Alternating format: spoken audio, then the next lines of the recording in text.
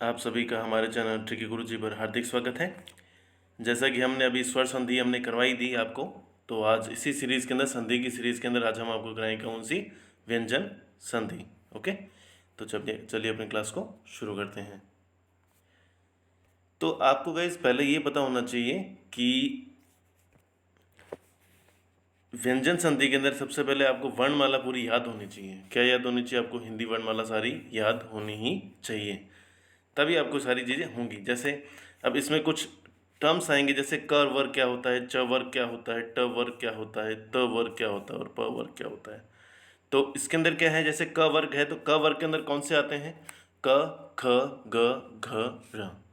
उसी तरह से च में आते हैं च, छ, ज, झ, ञ। फिर आते हैं ट में आते हैं ट, ठ, ड, ढ, न।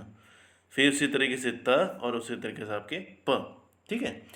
तो अब इसमें ऐसे कई बार टर्म्स हम पूछ लेते हैं, जैसे क वर्ग का तीसरा वर्ण। तो क वर्ग का तीसरा वर्ण कौन सा होगा? ये पहला, दूसरा, तीसरा। तीसरा कौन सा है? ये आपका, ये दिख रहा है ना आपको? इसको ग्रीन कर लेते हैं, दिखेगा आपको साफ। ये तो क वर्ग का तीसरा वर्ण, और उसी क वर्ग का कौन सा? चौथा वर्ण। ये कौन सा है? पांचवा। और ये कौन सा है? दूसरा। और ये कौन सा है? पहला। तो ये आपको टर्म्स याद होनी चाहिए। मेरे कहने का मतलब कुल मिला के यही है कि आपको हिंदी वर्णमाला पूरी ढंग से आनी ही चाहिए। व्यंजन संधि हो भले ही स्वर संधि हो, लेकिन व्यंजन संधि में आपको इसका याद ध्यान बिल्कुल होना चाहिए कि हिंदी वर्णमाला में कितने कितने अक्षर कहाँ का, और क ख ककड़ी आप जो भी है ये पूरा आपको याद होना ही चाहिए। ओके, तो चलिए अपनी क्लास को आज वाली को शुरू करते हैं। तो पहला है अपना, क्या लिखा हुआ है? क, च, ट, त, प प्लस वर्ग का तीसरा या चौथा वर्ण हो। तीसरा वर्ग का क्या? तीसरा या चौथा वर्ण, य, र, ल, व, ह और सभी स्वर। तो जो पहला वाला है ना आपका वर्ण, तो आपके तीसरे वर्ण में परिवर्तित हो जाएगा, है ना गाइस? तो देखो इसमें कैसे होगा आपके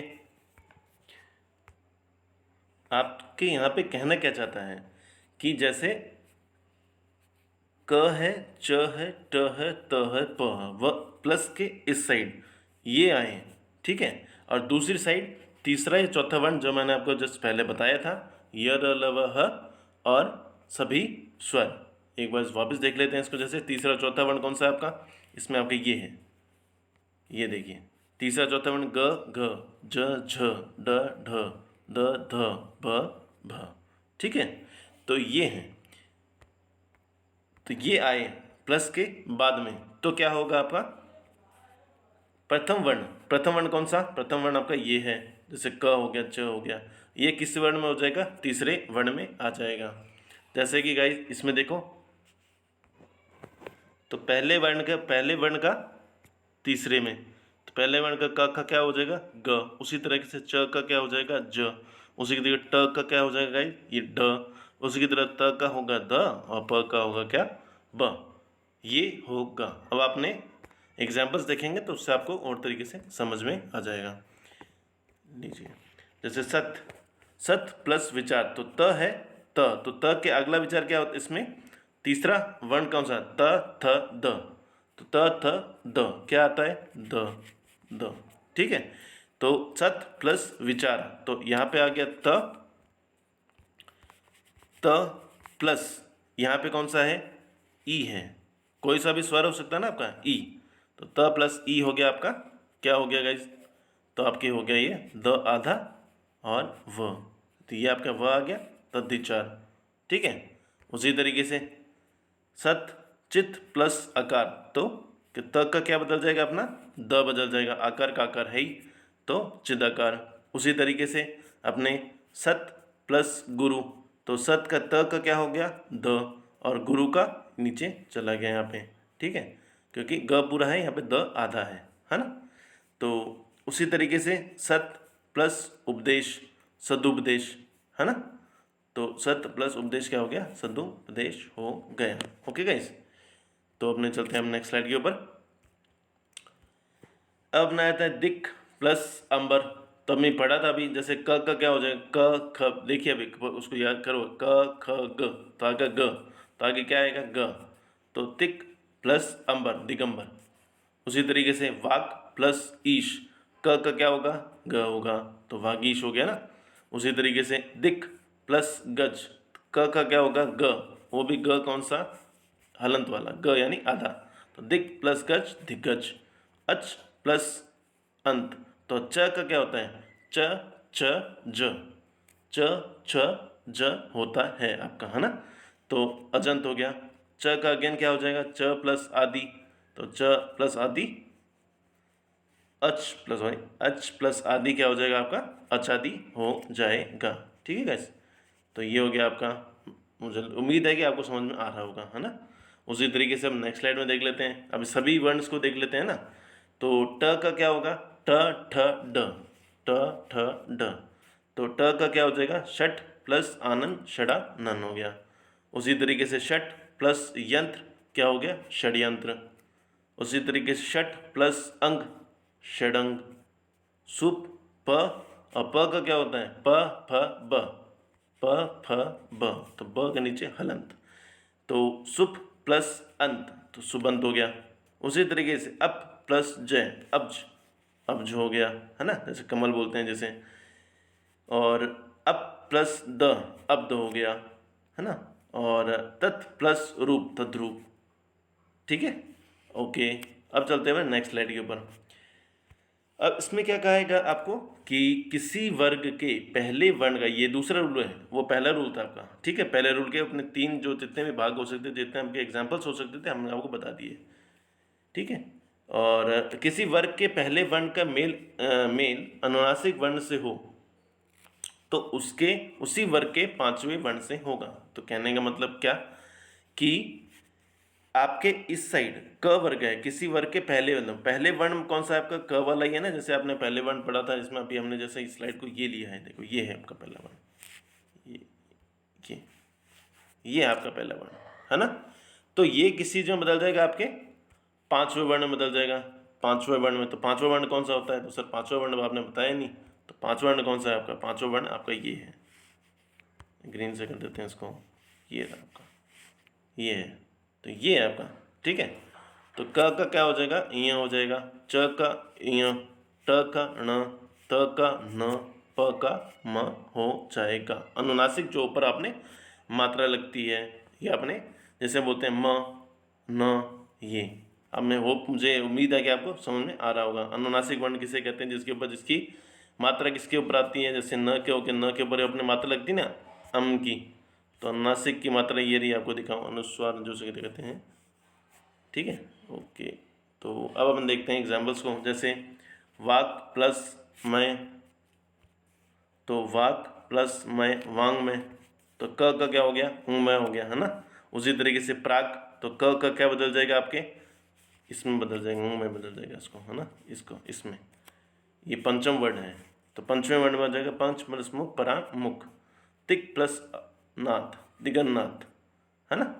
और उसी तरीके से अपने हो गया क्या कि याच प्लस ना, याचना, याचना वैसे भी लिख सकते हैं, इसको ऐसे भी लिख सकते हैं, याचना, है ना। ठीक है गाइस, ओके। अब चलते हैं नेक्स्ट स्लाइड के ऊपर। तो अब लिखा है ट, अब ट का क्या होता है, ट ठ ढ ढ ण, है ना। तो न आ गया क्या, न में नीचे हलंत, यानी कौन सा पंचमा वर्ण है, ये आपका न है। तो उसी तरीके से जैसे मृट प्लस मैं मृण में, षट प्लस मास, ट का क्या हो जाएगा ण, तो ट का हो जाएगा ण, और वो भी आधा और बाकी मास, तो षणमास हो गया, है ना। उसी तरीके से षट प्लस मुख क्या हो जाएगा, षणमुख। अब अगर त, अब त का आप याद कीजिए क्या होना चाहिए उसका, त थ ध ध न, त थ ध ध न के नीचे हलंत। तो जगत प्लस नाथ, तो जगत का आधा न हो गया, यहाँ नाथ आई, तो उसी तरीके से क्या हो गया, जगन्नाथ। उसी तरीके से सत प्लस मार्ग, तो क्या हो जाएगा, सम्मार्ग। और अब है अपना प वर्ग, तो प वर्ग क्या होता है, प क्या होता है, प फ ब भ म, प फ ब भ म, तो म के हिसाब से क्या होगा आपका, अप प्लस मैं यानी अम्मय, है ना। ओके, अब चलते हैं अपने नेक्स्ट स्लाइड पे। अब इसमें क्या लिखा है कि आपके पहले पद के अंत में कोई स्वर आए, तो आपके पहले पद के अंत में क्या हो, स्वर हो, है ना।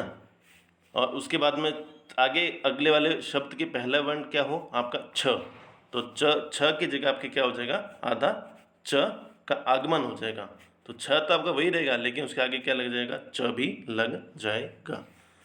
कैसे, जैसे अब एग्जाम्पल्स देख लेते हैं, उसी तरह पता लग जाए आपको। जैसे मुख, तो मुख के अंदर क्या है, मुँह, ख, ख के नीचे हलंत हटा दे तो क्या बचेगा पीछे, अ, तो स्वर बच गया अ, और यहाँ पे क्या छ, तो क्या यहाँ पे छ लग जाएगा आपके, तो छ के यहाँ पे क्या लग जाएगा, च। जैसे अभी क्या है, पहले अंत में कोई स्वर हो तो स्वर इसमें कौन सा है, अ, तो अ यहाँ पे छ, यहाँ पे इसी तरह से मुख प्लस छवि, मुख छवि। उसी तरीके से प्रति, ई प्लस छ यानी स्वर ही तो है, प्रति प्लस छाया, प्रति छाया। फिर प्रति प्लस छवि, ई प्लस छ यानी छ, प्रति छवि। तरु छाया, तो तरु प्लस ऊ है ना इसके अंदर, अपने ऊ की मात्रा है, तो उसी तरह से तरु छाया।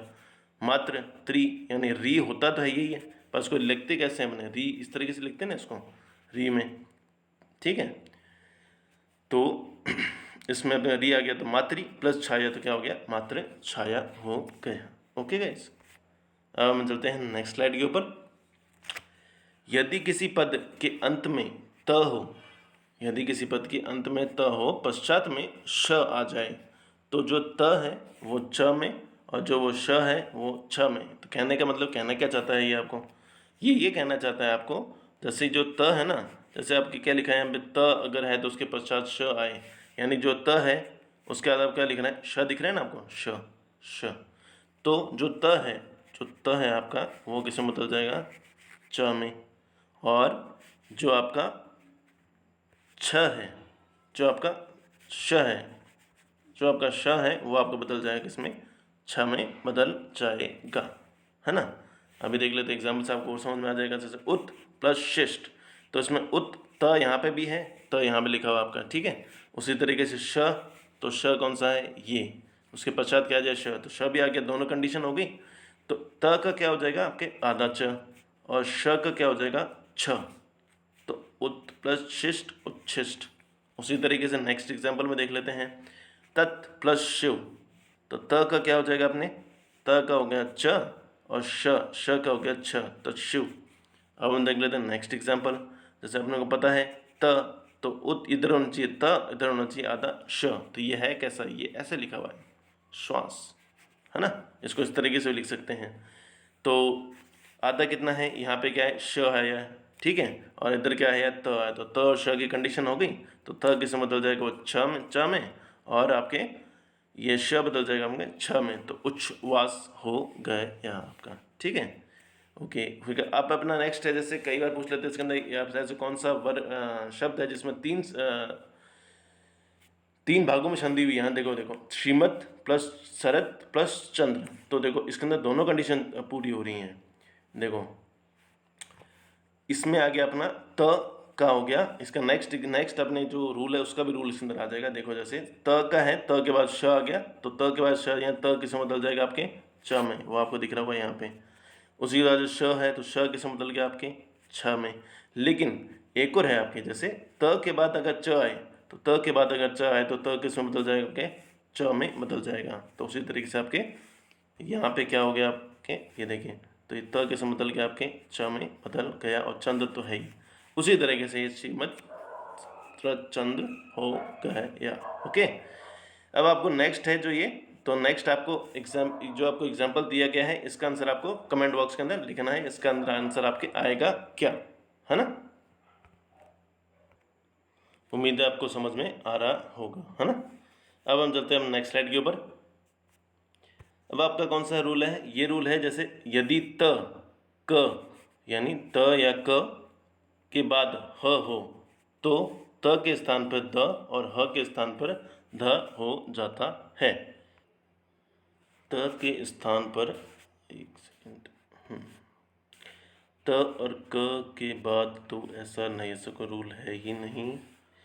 ये टेक्निकल टीम द्वारा ये जो क आपका लिखा हुआ है ना गाइस, ये देखिए, ये आपको नहीं दिखना चाहिए, कहने मतलब ये है ही नहीं यहाँ पे, आपको एक बार मिसप्रिंट हो गया, यहाँ पे क एक्स्ट्रा लिखा गया ये, ठीक है। तो ये लिखा क्या है, यदि त के बाद में ह, यानी त के बाद में आपके ह आए, तो त के स्थान पर द हो जाएगा, और ह के स्थान पर क्या हो जाएगा, आपके ध हो जाएगा। तो देखिए आपके क्या है, क इसमें नहीं है, ध्यान में रखिएगा, क यहाँ नहीं है, मिसप्रिंटेड है। तो त के क्या है, इसने क्या त है, त के बाद में क्या आना चाहिए, ह। तो त किस में बदल जाएगा आपका, तो त आपका बदल जाएगा द के अंदर। Sorry guys for inconvenience, technical disturb हो गए थे। देखो अब यहाँ पे तो आपके क्या लिखा है, उत प्लस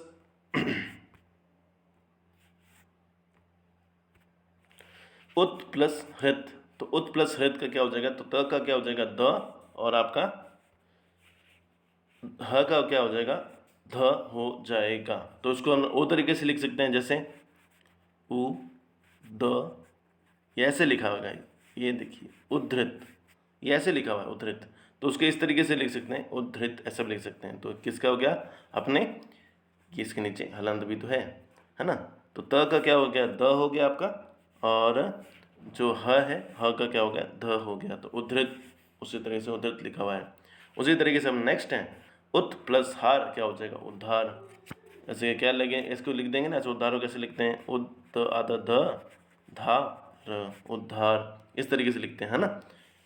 तो उसको इस तरीके से लिख सकते हैं, उद्धार। उससे अगला है जैसे पथ प्लस हति, पद्धति। त भी है, ह भी है, तो पद्धति हो गया। उत, त के बाद क्या आना चाहिए, ह आना चाहिए, ह आ गया सर, ठीक है।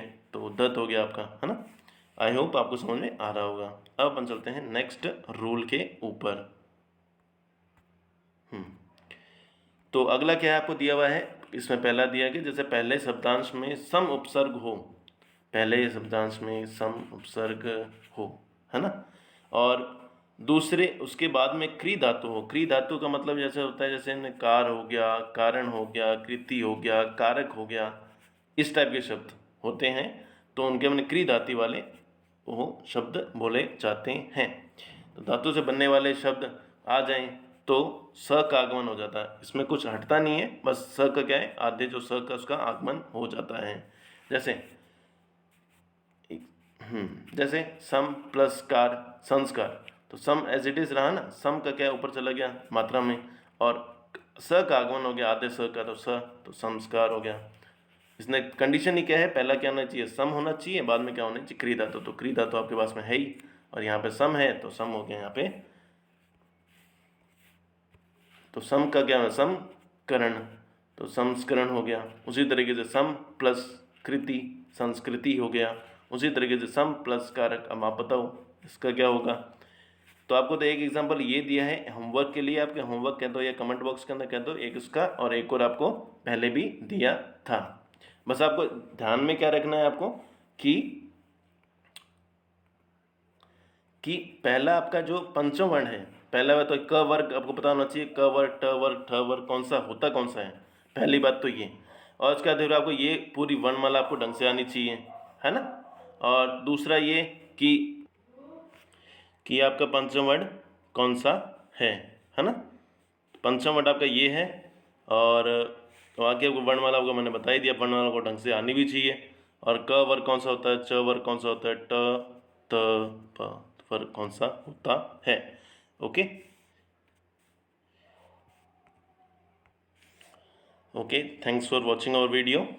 और लाइक करें, सब्सक्राइब करें, शेयर करें जितना हो सके। जितने भी जो भी आपके दोस्त हैं जो हाई कोर्ट की आपकी तैयारी कर रहे हैं, उनको भी आप भेजें, वैक्सीन लगवाएं, वैक्सीनेशन करवाएं, परिवार का भी करवाएं, और सुरक्षित रहें। और अभी आपको पता ही होगा, जैसे हमारी क्लासेस, इंग्लिश की भी क्लासेस स्टार्ट हो चुकी हैं, तो आप उसको भी देखिए। आज हमने टेंस करवाया उसके अंदर, तो आप टेंस को बिल्कुल बारीकी से वहाँ से समझ सकते हैं, बिल्कुल ग्राउंड लेवल से, और एकदम जैसे आपको समझ में आ जाए। Okay guys, thank you very much. जय हिंद, जय भारत।